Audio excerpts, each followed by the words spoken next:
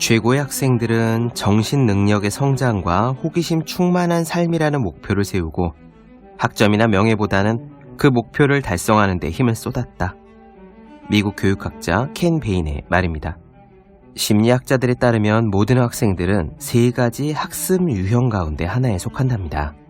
첫 번째 유형은 피상적 학습자입니다. 이들은 많은 내용을 기억하기 위해서 애썼지만 그것의 활용에는 큰 관심이 없었습니다. 두 번째 유형은 심층적 학습자입니다. 이들은 행간을 읽고 논거와 결론을 구분짓고 글의 구조까지 파악했죠. 또한 학습 내용이 자신이 알고 있는 지식과 어떻게 연관되는지를 탐색했습니다. 세 번째 유형은 전략적 학습자입니다. 이들은 성적이나 진학, 장학금처럼 나름의 목표를 염두에 두고 글을 읽었습니다. 대개 학급에서 우수한 성적을 얻고 부모에게 사랑을 받는 학생들이었어요. 이들 중에 최고의 학생은 누구일까요? 정답은 심층적 학습자입니다.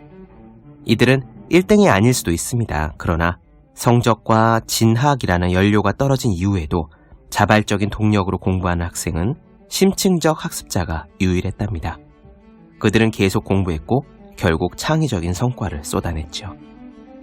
책상 위에 올려두기만 해도 공부하고 싶어지는 365 홍콩 캘린더. 당신은 최고의 학생입니까? 의한 대목으로 시작합니다.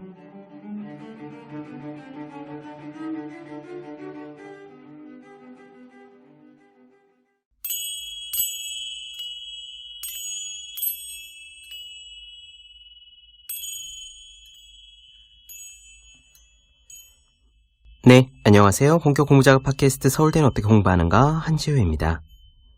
황농문 선생님의 몰입 영어, 오늘은 그 마지막 시간입니다. 이 책은 원리는 간단한데요. 그 원리를 실천하는 데 도움이 되는 정보들이 3분의 1쯤 들어있어요.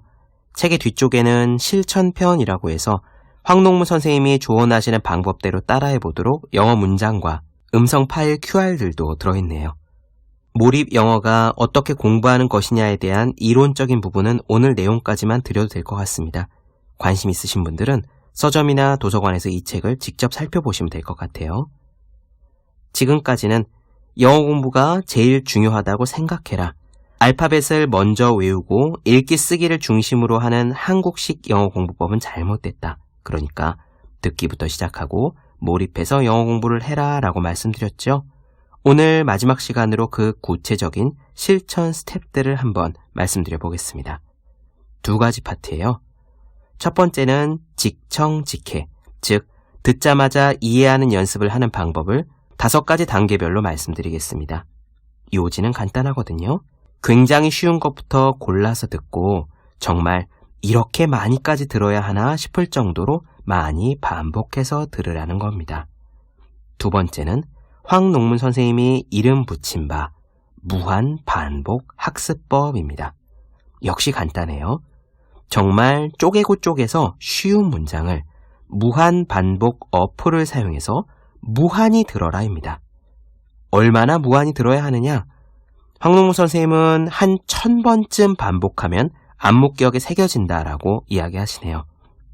이런 식으로 틈나는 대로 1년만 하면 어학연수를 다녀온 것보다 나을 거다라고 단언합니다. 몰입 영어의 조언이 도움이 되시기를 바라면서 그럼 마지막 이야기 시작하겠습니다. 나는 전형적인 한국식으로 영어를 배운 세대에 속한다. 먼저 알파벳을 익히고 단어를 외운 다음에 우리말로 해석하기와 영문법을 배웠다. 이런 식으로 학습하면 영문을 읽을 때 그 의미를 바로 파악하지 않고 반드시 우리말로 해석하는 과정을 거치는 습관이 몸에 배게 된다. 이게 왜 문제일까? 한국식 영어 교육을 받으면 영문을 읽고 내용을 파악할 때 이런 과정을 거친다. 첫 번째, 영어 읽기. 두 번째, 각 단어를 우리말로 옮기기. 이때 외형기억이 작용하는 거다. 그리고 세 번째, 내용 파악 및 이해. 이때 안목기억이 작용한다. 즉, 한눈에 보아도 얼마나 비효율적인지 알 수 있다.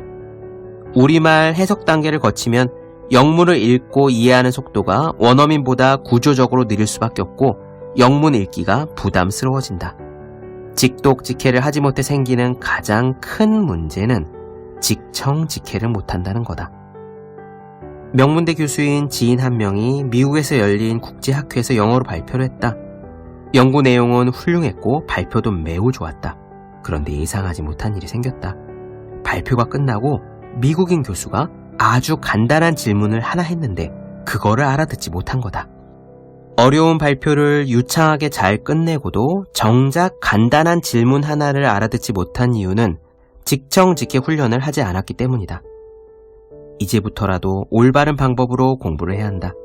영어를 읽은 뒤에 우리말로 해석해서 그 의미를 이해하려고 하지 말고 읽은 즉시 의미를 이해하는 직독직해 연습을 해야 한다. 직독직해를 한다는 건 영어로 읽고 영어로 이해하는 것이다. 즉, 영어로 생각한다는 의미다. 영어 단어를 우리말로 옮기는 외현 기억 단계를 생략하고 첫 번째 영어 읽기, 두 번째 영어 이해, 암묵 기억을 통한 이 간단한 과정을 밟는 거다. 그런데 직독직해가 가능하려면 영어로 이해하는 암묵 기억 회로를 발달시켜야 한다. 아기가 모국어를 습득할 때는 말을 듣고 그 의미를 이해하는 직청직해의 암묵 기억이 먼저 발달한다. 이런 과정을 마친 뒤에 글을 배우기 때문에 자연스럽게 직독직해가 되는 것이다. 따라서 직독직해를 하려면 영어 듣기를 충분히 훈련해서 직청직해부터 가능해야 한다. 듣기 훈련의 중요성은 아무리 강조해도 지나치지 않다. 우리가 직독직해만 할 수 있다면 무궁무진한 정보를 얻는 만능 키를 손에 쥐인 것과 같다. 그리고 그 시작은 직청직해라는 것도 반드시 기억해야 한다. 이제 직청직해에서 직독직해까지 가능해지는 5단계 학습 방법을 살펴보도록 하자.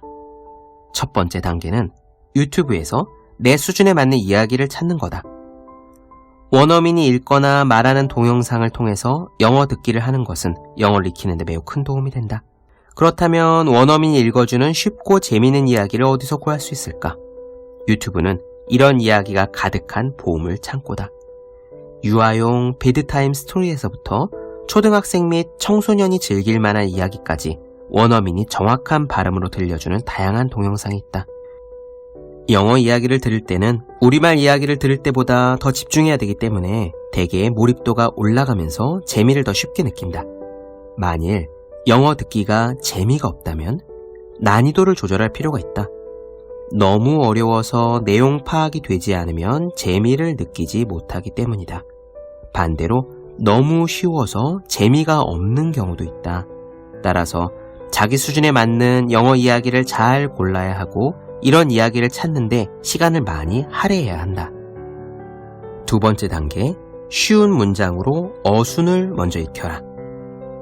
직독직해 훈련을 위해 제안하는 두 번째 방법은 쉬운 문장 읽기다. 목표는 영어를 읽고 우리말로 해석한 다음에 이해하는 습관을 교정하는 거다. 굳이 해석을 하지 않아도 이해가 되는 수준의 쉬운 문장으로 이루어진 어린이용 책 10권 정도를 준비해 읽어본다. 문장을 끝까지 읽어야 이해하는 것이 아니라 읽는 순간 바로 이해하면서 넘어가는 것이다. 이 과정에서 중요한 것은 영어 어순에 익숙해지는 거다. 세 번째 단계, 모르는 단어는 패스하고 문맥으로 뜻을 유추하라. 영어 문장을 읽다가 이해되지 않는 부분이 나오면 다음 부분으로 더 나아가지 말고 이해될 때까지 반복해 읽는다. 이때도 절대 우리말로 해석해서는 안 된다. 끝내 이해가 안 가거나 어려운 부분이 너무 많으면 내 수준보다 난이도가 높은 글이라는 뜻이므로 더 쉬운 것으로 바꾼다. 우리말 책을 읽을 때는 어려운 단어가 나와도 사전을 찾지 않고 앞뒤 문맥으로 단어 뜻을 유추한다. 영어 책을 읽을 때도 마찬가지다. 단어 뜻을 모른다고 일일이 사전을 찾으면 흐름이 끊겨서 몰입도가 떨어진다. 그렇다고 독서 중간에 절대로 단어 뜻을 찾아보지 말란 소리는 아니다. 특정 단어의 뜻을 몰라 내용이 전혀 이해가 되지 않다면 그 뜻을 찾아보는 것이 좋다. 다만 모르는 단어가 일단 나와도 독서를 중단하지 말고 문맥으로 이해하려는 노력이 필요하다는 뜻이다. 네 번째 단계, 쉽고 재미있는 책으로 다독에 도전하라. 이렇게 쉬운 이야기책 10권을 반복해서 정독했다면 이제 다독에 도전할 차례다. 무조건 많은 책을 읽으려 하지 말고 내 관심사를 다룬 책 중에서 재미있고 쉬운 것을 고른다. 그래야 지치지 않고 충분히 많은 책을 읽을 수 있다. 마지막 5번째, 드라마 시청으로 일상 표현 익히기. 쉬운 듣기와 쉬운 읽기를 통해서 영어 듣기와 직독직해에 익숙해지고 자신감이 붙었다면 이번에는 난이도가 낮은 영어 라디오 드라마를 찾아 들어보자. 라디오 드라마는 청취에 최적화된 컨텐츠므로 영어 듣기 초보자에게는 TV 드라마보다 더 좋다. 영화나 드라마로 영어 공부를 시작하려는 사람이 많지만 나는 뉴스 듣기 등을 통해서 영어 듣기에 자신감을 얻은 뒤에 영화나 드라마에 도전하라고 권한다. 영화나 드라마에는 표준 영어보다 관용 표현이 더 많이 쓰여서 이해하기가 쉽지 않기 때문이다. 이제 여기에 한 가지를 덧붙여서 저절로 영어에 몰입되는 무한반복 학습에 대해 조금만 더 이야기를 하겠다. 영어란 달달 외우고 공부하는 것이 아니라 자전거나 수영을 배울 때처럼 몸에 배게 해야 하는 것이다. 또 그런 안무 기억을 발달시키려면 무한반복 학습이 가장 효과적이다. 지금은 IT 기술이 발달해서 예전보다 영어 공부를 하기가 한결 쉽다. 무엇보다 반가운 기술은 소리 파일에서 원하는 구간만 설정하면 이를 무한반복 재생해주는 어플이다. 이렇게 무한반복 어플을 활용해서 안무 기억을 발달시키는 영어 공부 방법을 무한반복 학습법이라고 부르기로 하자. 영어 말하기의 안무 기억을 형성하는데 이보다 더 효율적인 방법은 없다고 자신할 만큼 이 무한반복 학습을 강력히 추천한다. 우선 첫 번째는 무한반복에 활용할 소리 파일을 구하는 것이다. 평소 즐겨 듣던 영어 스토리도 좋다. 흥미를 자극하는 내용이면 좋고 100개의 문장 정도의 길이로 된 것이라면 무엇이든 무한반복 학습에 활용 가능하다. 그런 다음에는 소리 파일의 내용과 의미를 파악한다. 알아듣지도 못하는 영어를 1년 내내 들어봤자 실력 향상에는 별 도움이 되지 않는다. 안무 기억을 형성하려면 일단 무슨 말인지는 알아야 한다. 따라서 적당한 소리 파일을 구한 뒤에는 의미를 파악하기 위해서 반복해 듣는다. 이제 무한반복 어플을 다운받을 차례다. 아이폰 유저라면은 스피터, S-P-E-A-T-E-R, 스피터라는 앱을 추천한다. 스피터는 해당 기기에 저장된 음악, 팟캐스트, 영화 등의 파일로 어학 연습을 반복할 수 있는 구간 반복 재생 어플이다. 안드로이드 사용자에게는 클론 리플레이어를 추천한다. 자, 이렇게 어플을 사용해서 영어 말하기 능력을 향상시키려면 듣고 따라하기를 얼마나 반복해야 할까? 반복 학습 효과와 몰입도를 높이려면 한 문장을 반복해 듣는 시간을 5분 정도로 잡는 것이 좋다. 한 문장을 5분간 연습하고 다음 문장으로 넘어가는 식으로 에피소드 전체를 12번 반복하면 하나의 문장을 1시간씩 반복한 셈이 된다. 만일 자동으로 구간을 나누고 반복 횟수를 지정하는 스피터와 같은 앱을 사용한다면 한 구간을 50번이나 100번쯤 반복한 뒤에 다음 구간으로 넘어가는 방식으로 학습해도 좋다. 내 생각에는 1000번 정도 반복하면 안무 기억이 형성된다. 이런 공부를 위해 일부러 시간을 낼 필요도 없다. 짜투리 시간을 활용해서 짧으면 5분, 길면 30분 정도 영어 문장을 듣고 따라한다. 처음에는 다소 지루하고 힘들겠지만 몇 번 하다 보면 점차 몰입도가 올라가면서 기분이 고양되고 재미가 느껴질 것이다. 그런 다음 마지막으로 원어민의 발음을 억양, 강세, 빠르기까지 모든 것을 똑같이 흉내낸다는 기분으로 해본다. 처음에는 원어민 발음을 듣는 동시에 따라하다가 점차 익숙해지면 원어민 발음을 끝까지 다 듣고 따라한다.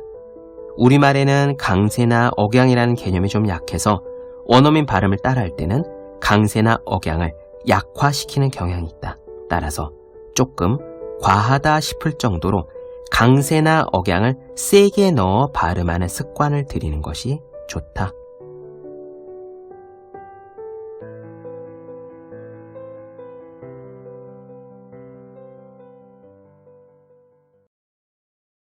네, 본격 공부자극 팟캐스트 서울대는 어떻게 공부하는가 황농문 선생님의 몰입 영어 나눠드렸습니다. 더 많은 이야기가 궁금하신 분들, 질문사항 있으신 분들은 제 유튜브 채널 서울대는 어떻게 공부하는가, 네이버 블로그 생의 즐거운 편지, 다음 카카오 브런치 한재유 브런치, 인스타그램에서 해시태그 서울대는 어떻게 공부하는가 검색해 주시면 좋겠습니다.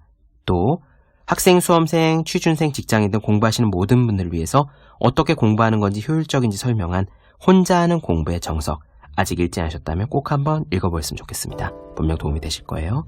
그럼 오늘은 여기까지 하겠습니다. 전 다음 시간에 뵐게요. 여러분 모두 열심히 공부하십시오. 저도 열심히 하겠습니다.